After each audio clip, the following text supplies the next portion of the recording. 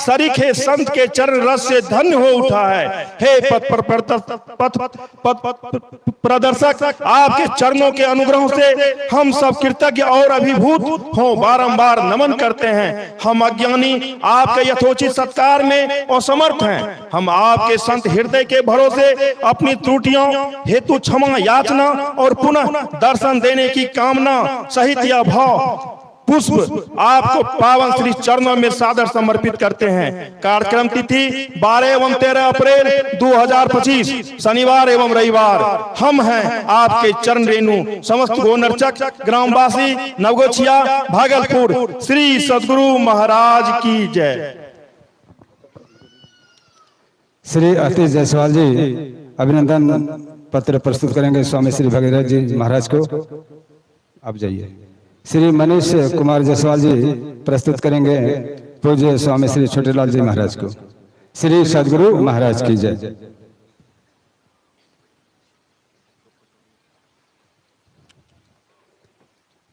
अब mic operator व्यवस्थित करें स्वामी श्री छोटेलाल जी महाराज के पास। एक चौखट पर सर झुके तो खुदा मिलते हैं, भटक जाते हैं वो लोग जिनको हजारों खुदा होते हैं। आइए अब निवेदन करते हैं स्वामी श्री छोटेलाल जी महाराज से, आप हम सभी को अपने आत्मज्ञान से मजबूत करने की महती कृपा करें। श्री सद्गुरु महाराज की जय।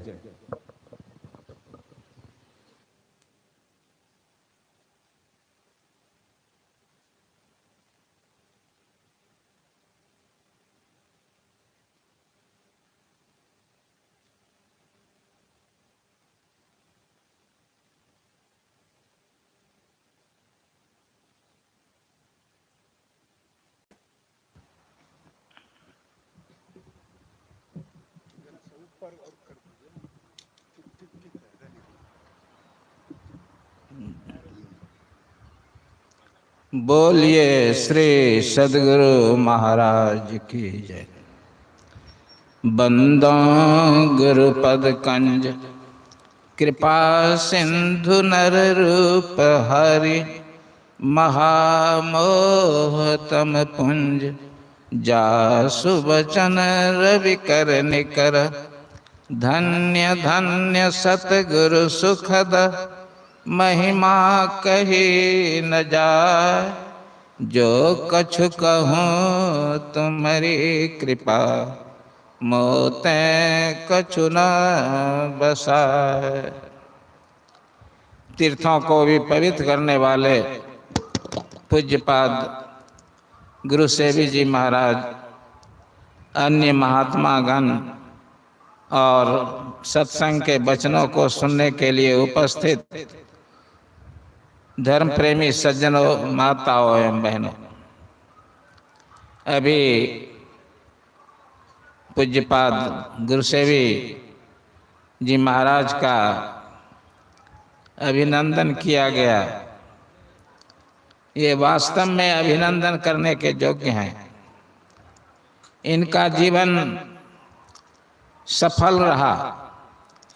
इस जन्म में इन्होंने गुरुदेव की सेवा की, भरपूर सेवा की, समर्पित भाव से सेवा की।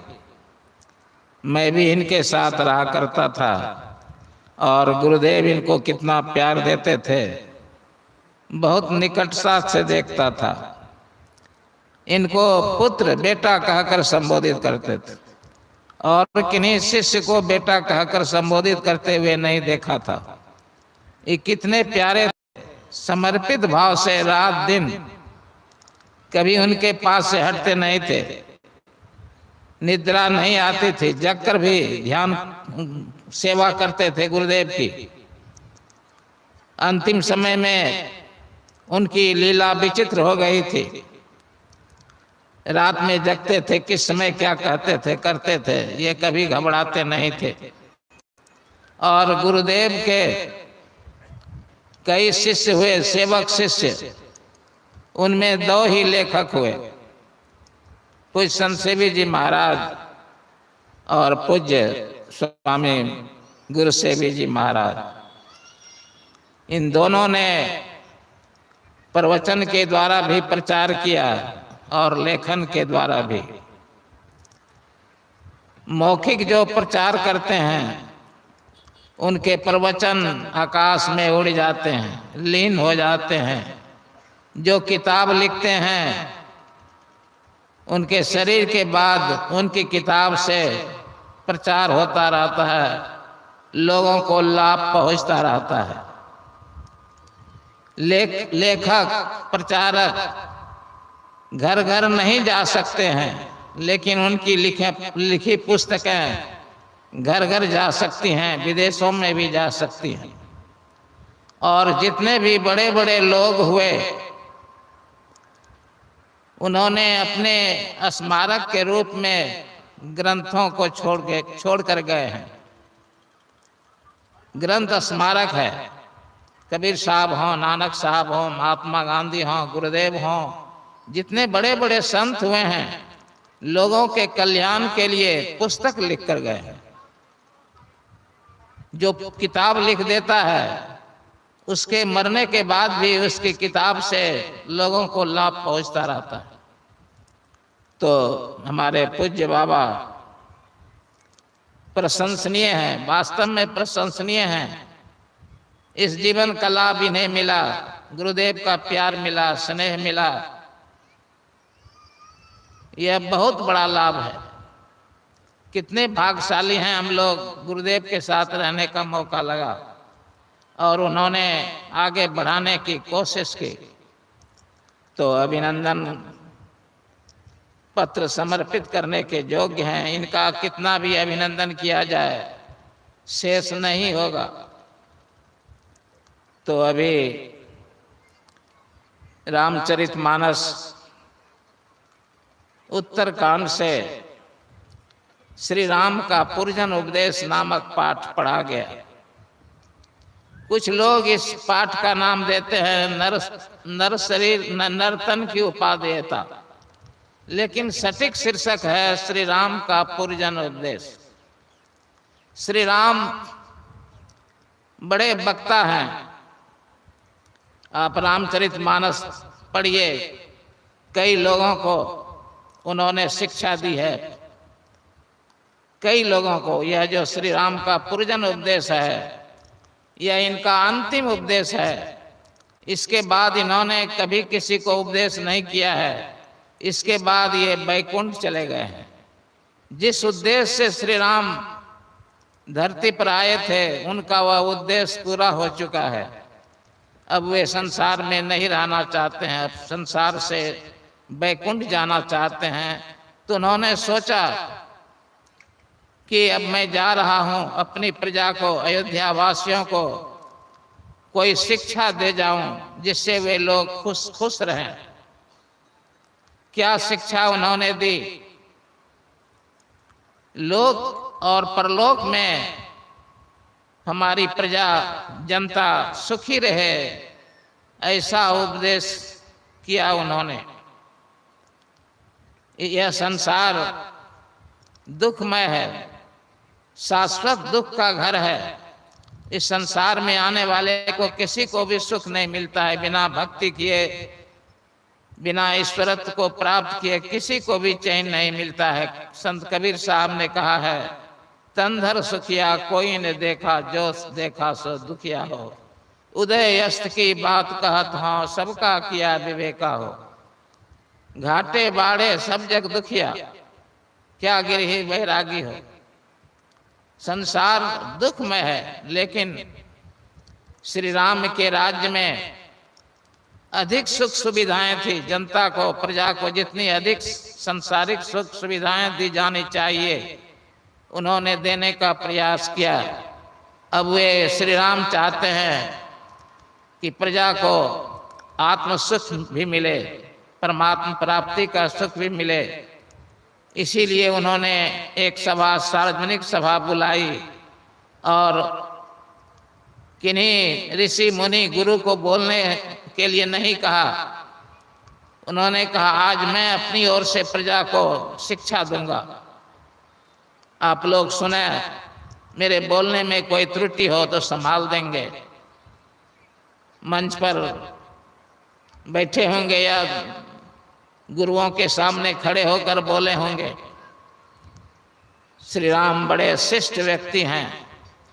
वे कह रहे हैं, कवि कह रहे हैं, रामचरितमानस के कवि, एक बार रघुनाथ बुलाए, गुर द्विज पुरवासी सवाए।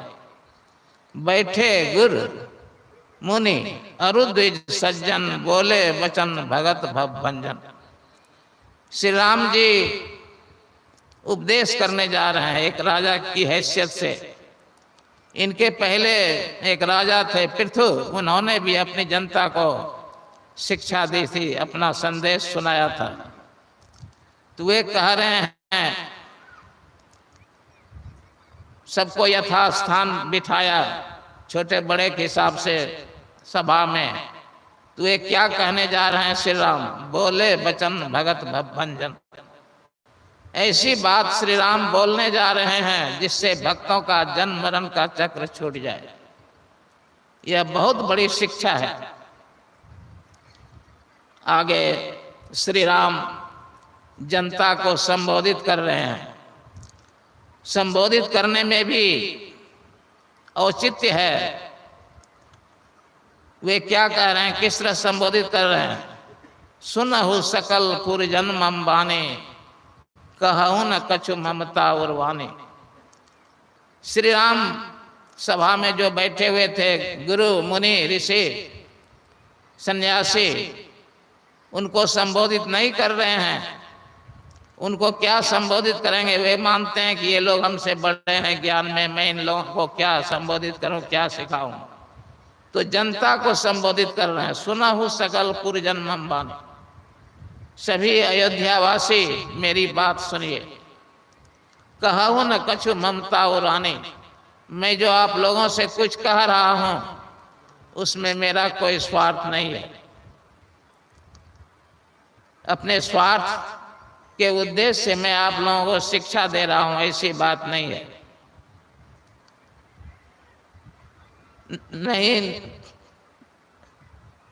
नहीं प्रभुताई, नहीं अनीति, नहीं कछु प्रभुताई, सुनहु करहु जो तुम्हें सुहाई।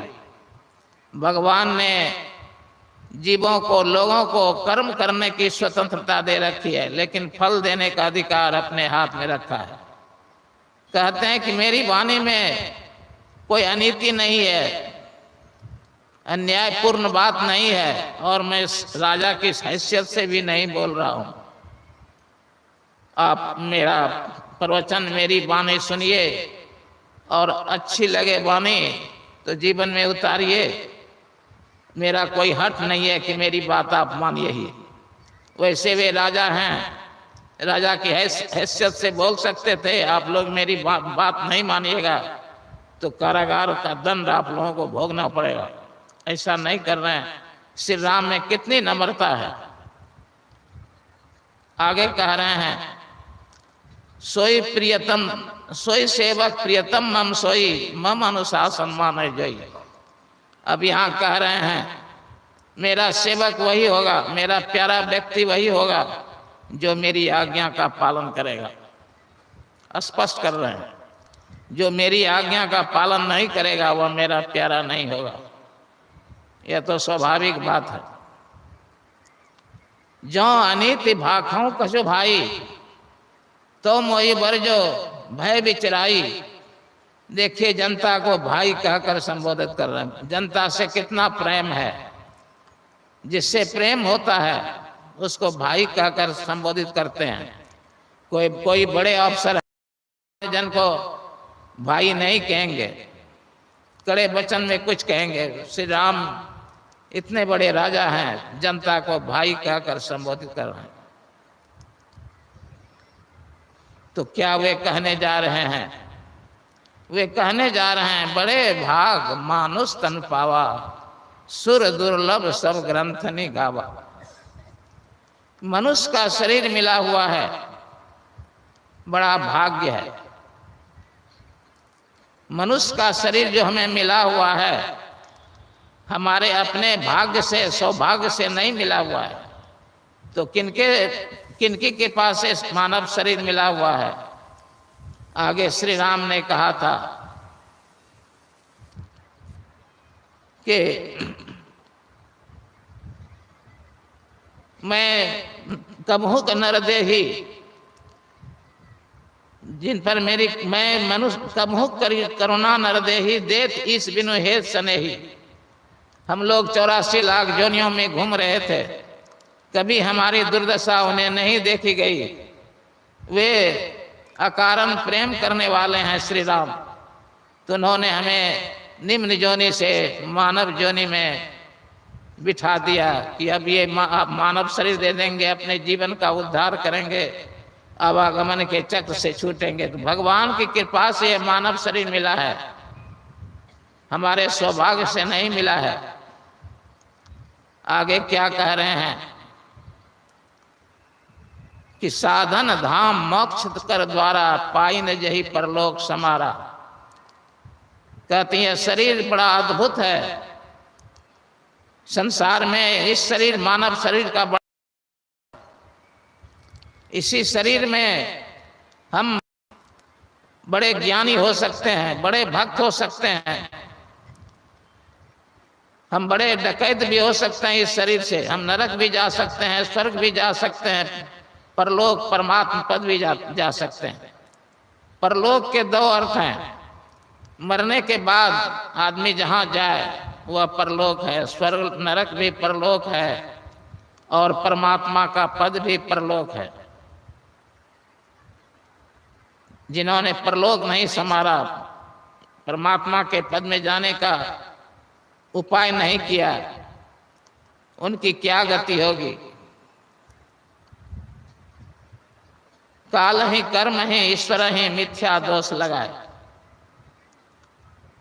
हम लोग ईश्वर को दोष देते हैं कि अच्छी जाति में जन्म नहीं दिया, अच्छा शरीर नहीं दिया, गरीबी में डाल रखा, मौका नहीं दिया पढ़ने लिखने का, ईश्वर भक्ति का अवसर नहीं दिया। झूठा दोष लगाते हैं, कर्म पर भी लगाते हैं। मेरा कर्म नहीं था, पिछले जन्म का कर्म अच्छा नहीं था। कोई भी आदमी अच्छा कर्म करेगा उससे अच्छा फल मिलेगा। ईश्वर की कृपा सब पर है। हम पाप कर्म करते हैं, अनुचित कर्म करते हैं, इसीलिए भक्ति में हमारा मन नहीं लगता है। हम अच्छा कर्म करें, और कोई भी समय बुरा भी होता है, यह बात सच है। बुरे समय में भी हम ध्यान कर सकते हैं, भक्ति कर सकते हैं, अगर हम करना चाहेंगे तो। नहीं चाहेंगे तो भक्ति नहीं होगी। इस मानव शरीर की बड़ी महत्ता दी गई है। संस्कृत के कवि कहते हैं पुनर्मित्रम पुनर्वित्तम पुनर्मित्रम पुनर्भार्या पुनर्मही। एक हमने धन अर्जन किया, धन हमने मित्र बनाया, मित्र ने भी धोखा दे दिया, मित्र को भी छोड़ना पड़ा। हमारे पास बहुत संपत्ति थी, जायदाद थी, वह भी चली गई। हमारे यहाँ अंग्रेजों ने भी राज किया है, मुस्लिम धर्म के लोगों ने भी राज किया है। तो जमीन जायदाद चली जाती है तो फिर कभी हो जाती है। एक मित्र छूट गया, दूसरा मित्र मिल सकता है। एक पत्नी छूट गई, दूसरी पत्नी हो सकती है। लेकिन एक बार यह मानव का शरीर छूट गया तो फिर मनुष्य शरीर मिलना कठिन है। यह मनुष्य शरीर कब मिलेगा? जब हम भक्ति करें, भक्ति का संस्कार जगाएं, अच्छे विचारों में रमन करते हुए शरीर छोड़ें। मरने के समय जैसी भावना होती है वैसा ही जन्म होता है। तो हम अच्छे विचार में रहें, भक्ति की भावना मन में रखें, गुरु की सेवा करें, तो अगला जन्म भी हमारा अच्छा हो सकता है। और कहते हैं नरत्वम दुर्लभम लोके विद्या तत्र सुदुर्लभा कवित्वम दुर्लभम तत्र शक्तिस्तत्र सुदुर्लभा। कहते हैं मानव का शरीर प्राप्त करना कठिन है, मानव का शरीर प्राप्त हो गया तो विद्या का मिलना कठिन है। सब लोग विद्वान नहीं हो पाते हैं, सब लोग ज्ञानी नहीं हो सकते हैं। जब बच्चा जन्म लेता है उसकी हथेली में, ललाट में या पैर के तलवे में 5 बातें लिख दी जाती हैं ब्रह्मा जी के द्वारा। क्या लिख दी जाती है? आयु कर्म च वित्तम च विद्या निधन में च। कितनी आयु होगी, विद्या होगी कि नहीं, कौन सा कर्म करेंगे, धन होगा कि नहीं, और हम शरीर कैसे छोड़ेंगे, घर में शरीर छोड़ेंगे कि घर से बाहर छोड़ेंगे, किस तरह मौत होगी, यह लिखा हुआ रहता है। पंचयता 5 चीजें लिखी हुई रहती हैं। तो संतों की संगति में हमें सब कुछ मिल सकता है। मुझे पूज्य बाबा पर गौरव है, इन्होंने गुरुदेव की बहुत सेवा की है। इनको देखने से हम में पवित्रता आती है।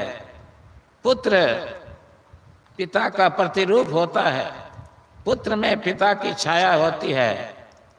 तो हमें इनके दर्शन से गुरुदेव के दर्शन होते हैं। मैं इनको बार बार प्रणाम करता हूँ और मुझे इनका स्नेह सदैव मिलता रहा है। इनसे मुझे प्रेरणा मिलती है। ये पुस्तक लिखते रहते हैं। पुस्तक लिखना अनुचित काम नहीं है। कोई लोग कहते हैं पुस्तक लिखने की क्या जरूरत है, बहुत सी पुस्तकें हैं, पढ़िए। तो संतों ने क्यों नहीं पुस्तक लिखना बंद कर दिया? उनके अंदर संसार की भलाई की भावना है। संसार की भलाई के भावना से प्रेरित होकर किताब लिखते हैं। उनको उससे कोई लाभ नहीं है। जितनी पुस्तकें लिख सकें, प्रचार कर सकें, यह अनुचित बात नहीं है। गुरुदेव ने भी पुस्तकें लिखी हैं, कबीर साहब, नानक साहब ने भी पुस्तकें लिखी हैं, महात्मा गांधी ने भी पुस्तकें लिखी हैं। जितने बड़े बड़े लोग हुए सब ने पुस्तकें लिखी हैं। तो हम लोग संसार में क्यों बने हुए हैं? विषय सुख की आसक्ति के कारण हम लोग संसार में फंसे हुए हैं। विषय सुख की आसक्ति छूट जाए तो हम लोग मुक्त हो जाएंगे। विषस्य विषयानाम च दुर्मत्यंत मंतरम उपभुक्तम विषम हन्ति विषया स्मरणादपि। कहते हैं विष और विषय में क्या अंतर है? विष को हम लोग खाते हैं तब मरते हैं, लेकिन विषय को देखते ही हम मर जाते हैं। हमारा आत्मबल गिर जाता है विषय को देखने से ही। तो विषयों की चाहना छोड़ें। भोगेच्छा मात्र को बंधस तत्यागो मोक्षोच्यते। संसारिक सुख भोगने की जो इच्छा है वही हमारे बंधन का कारण है। हम संसारिक सुख की इच्छा को छोड़ दें तो मुक्त ही मुक्त है। कभी कहते हैं सोपान भूतम मोक्षस्य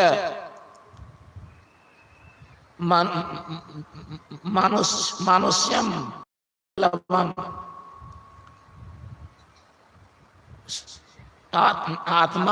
आत्मानम। कहते हैं कि मनुष्य